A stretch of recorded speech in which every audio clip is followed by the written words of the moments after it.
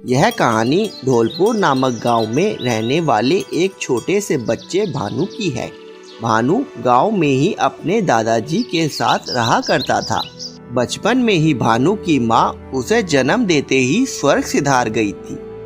भानु के पिताजी फौज में थे और देश की सेवा के लिए उन्होंने भानु को अपने पिताजी के पास ही गांव में रहने के लिए छोड़ दिया था। बचपन से ही भानु का लालन पोषण उसके दादाजी ने ही किया। भानु के पिताजी अक्सर फौज की छुट्टियों में भानु और अपने पिताजी से मिलने गांव में आया करते थे। भानु को अक्सर अपने पिताजी का इंतजार रहा करता था। धौलपुर गांव वैसे तो छोटा सा गांव था, पर वह भारत पाकिस्तान बॉर्डर से सटा हुआ था। गांव के पास ही बॉर्डर होने के कारण वहां फौजियों की चौकी बनाई हुई थी और वहां बहुत से फौजी ड्यूटी किया करते थे।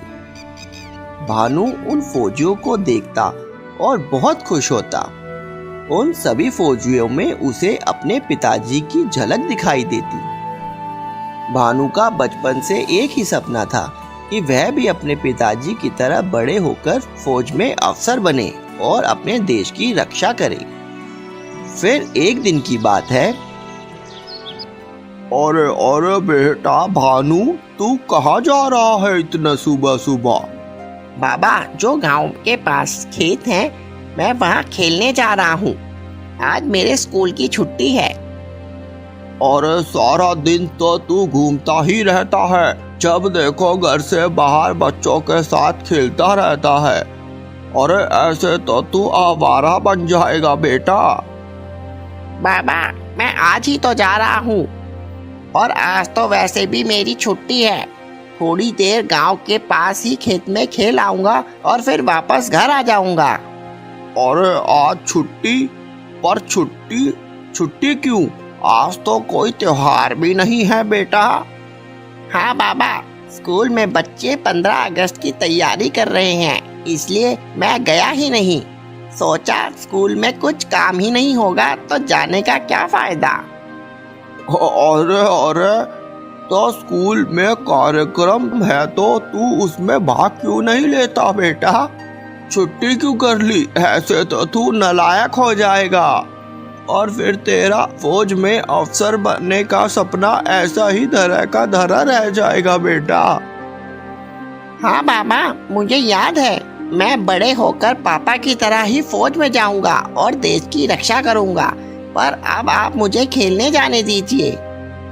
अच्छा ठीक है, तू जा, पर ध्यान रखियो सिर्फ खेत तक ही खेलना, ठीक है?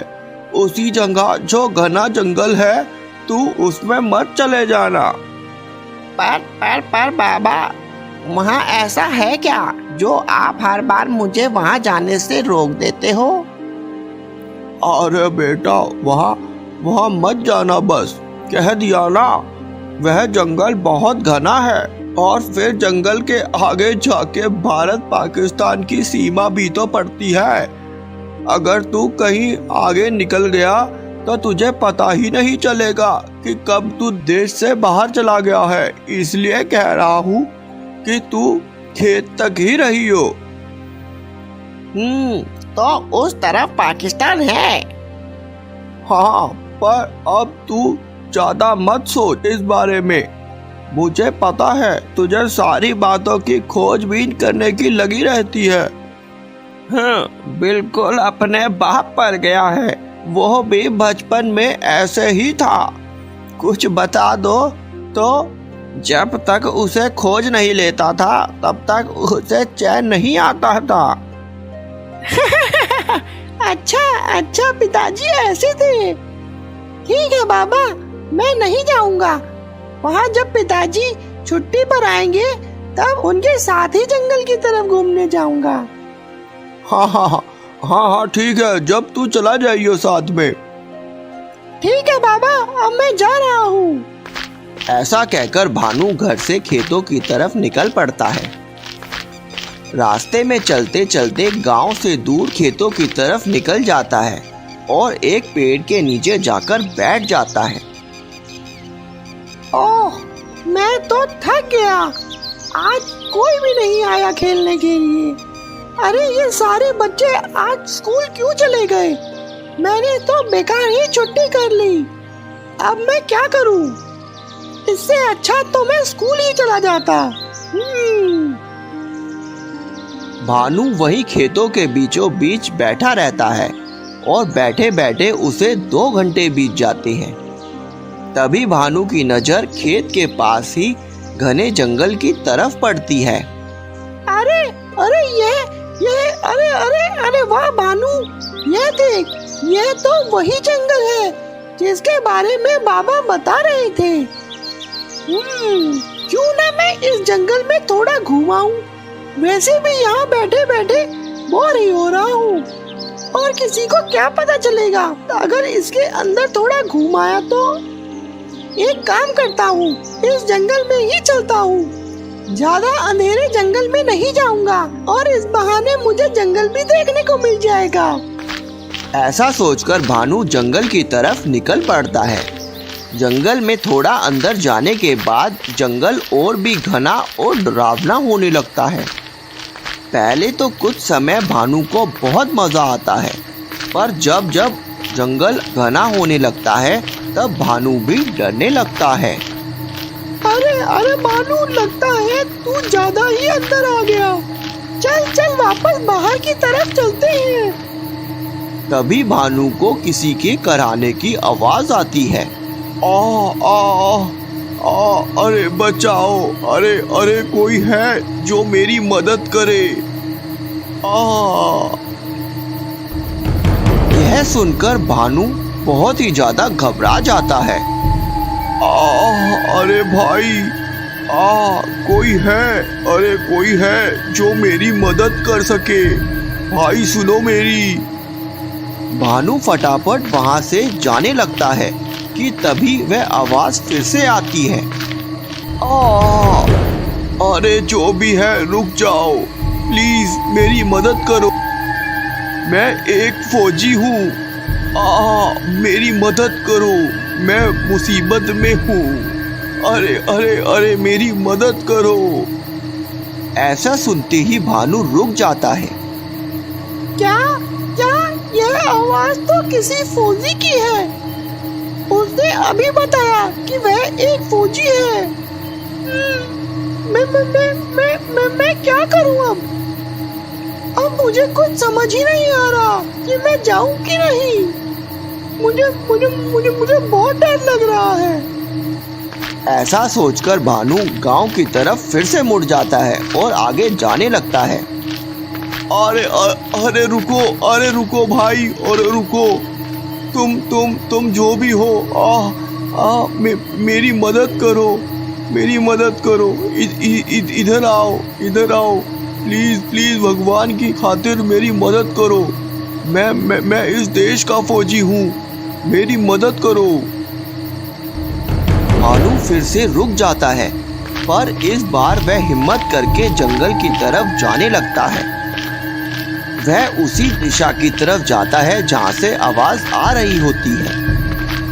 भानु हिम्मत करके उसी पेड़ के पास पहुँच जाता है जहाँ से वह आवाज आ रही होती है और वहाँ का नज़ारा देखकर हैरान हो जाता है।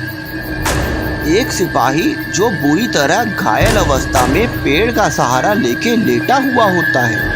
उसके शरीर से जगह जगह से खून बह रहा होता है और वह बिल्कुल अधमरी हालत में पड़ा हुआ होता है।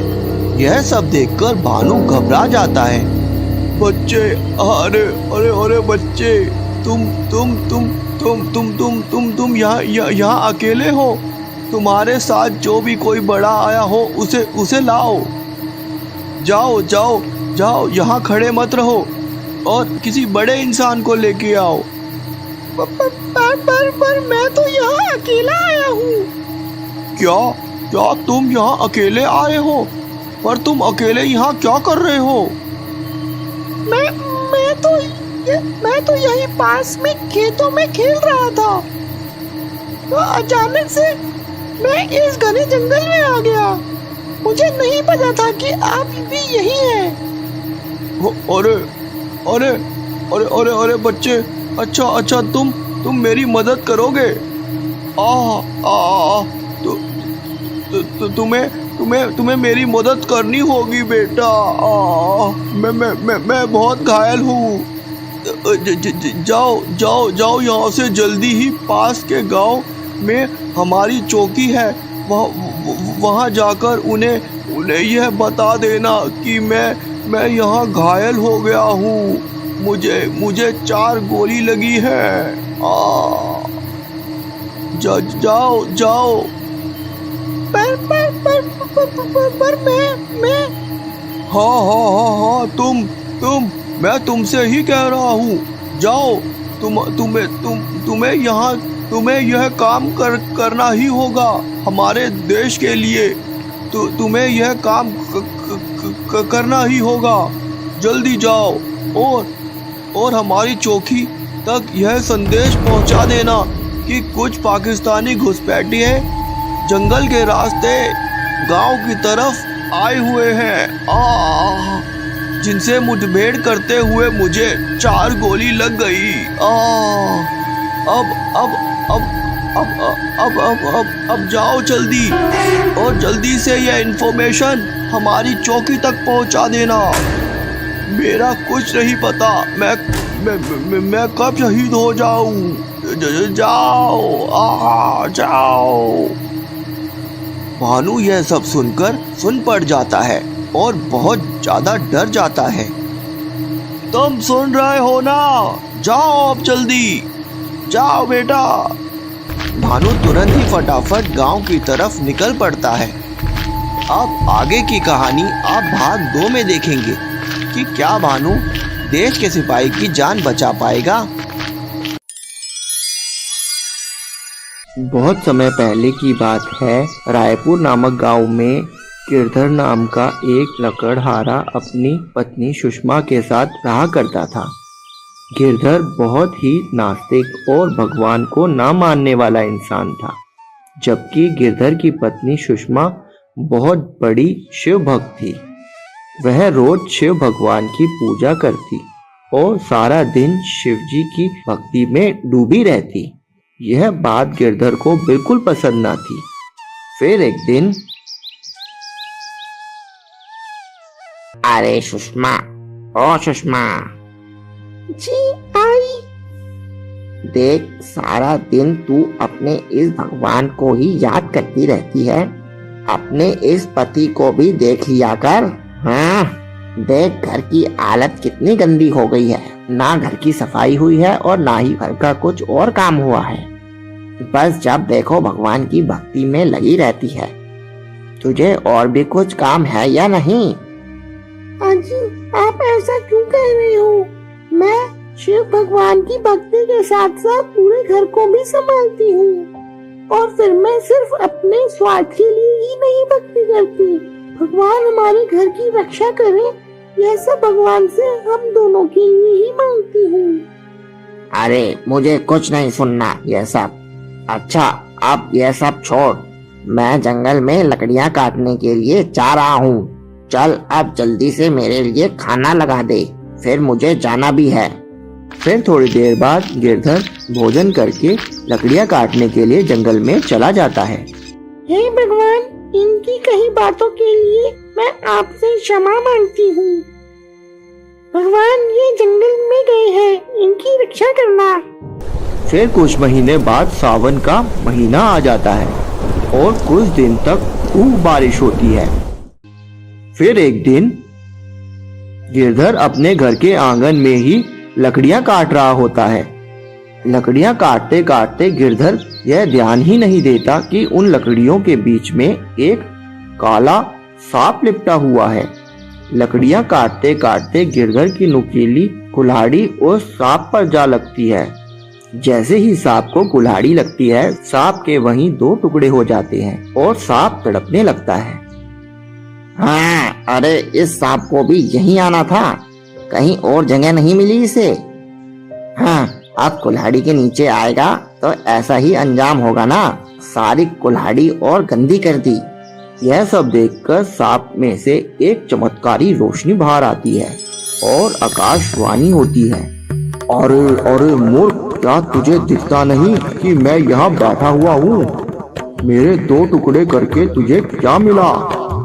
और ऊपर से मुझे मारकर तू खुश हो रहा है?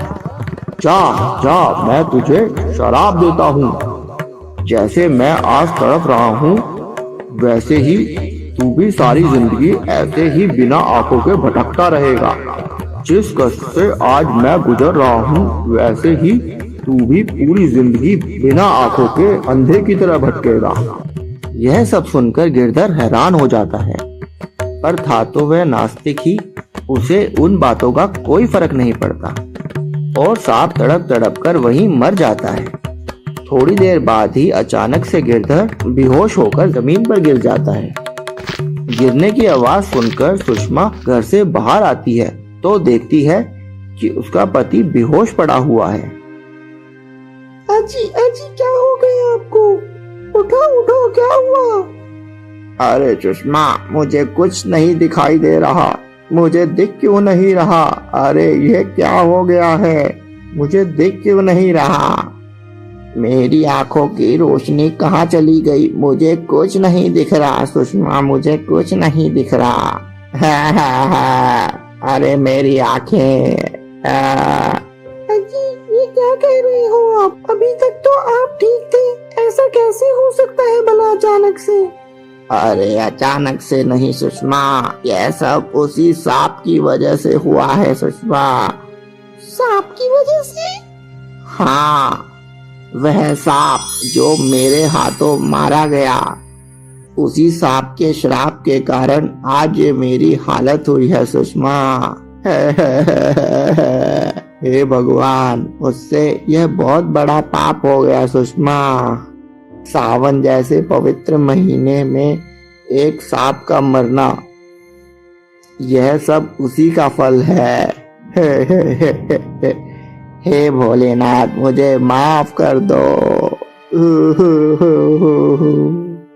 मैं क्या करूं अब? यह सब सुनकर सुषमा बहुत ज्यादा घबरा जाती है। उसे समझ में ही नहीं आ रहा होता कि वह अब क्या करे। वह जल्दी से गांव में बने बहुत बड़े ऋषि महात्मा के आश्रम पहुंचती है और सब बातें बाबा जी को बताती है।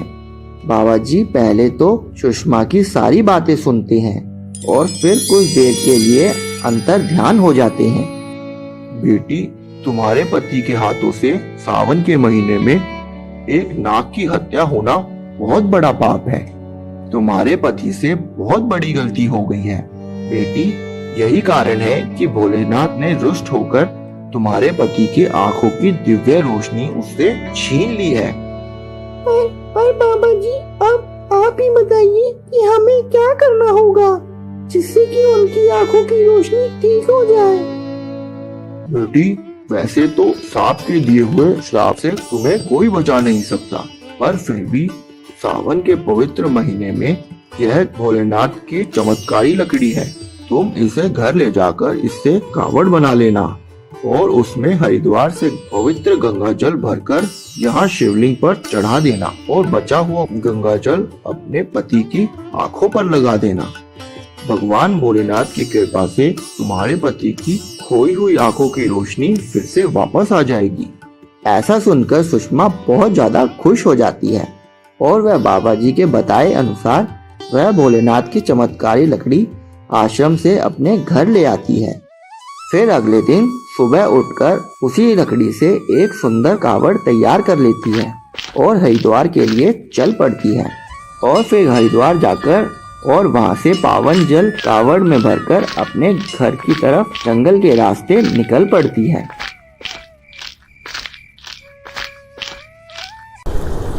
रास्ते में उसे बहुत सी आंधी तूफान का सामना करना पड़ता है, पर फिर भी सुषमा बिना डरे अपने पति को बचाने के लिए कावड़ लेकर चलती ही जाती है।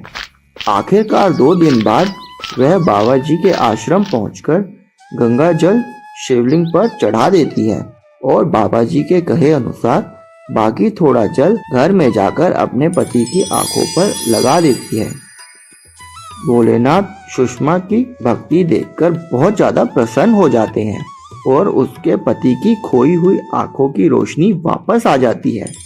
यह देखकर सुषमा और गिरधर बहुत ज्यादा खुश हो जाते हैं। अरे अरे सुषमा, मुझे फिर से दिखाई देने लगा, मुझे फिर से दिखाई देने लगा। यह तो बहुत अच्छा हो गया। भोलेनाथ की जय हो, भोलेनाथ की जय हो। सुषमा, अगर तुम ना होती तो शायद मैं कभी ठीक नहीं हो पाता। अजी, आप मेरा नहीं भोलेनाथ जी का शुक्रिया करिए। मैं ना कहती थी मेरी भक्ति एक दिन जरूर काम आएगी। हाँ हाँ सुषमा, तू सही कह रही थी। भोलेनाथ की ही कृपा है जो आज मैं फिर से देखने लगा हूँ। उस दिन के बाद ही गिरधर और सुषमा दोनों ही भोलेनाथ की भक्ति करने लगते हैं और अपना जीवन व्यतीत करने लगते हैं।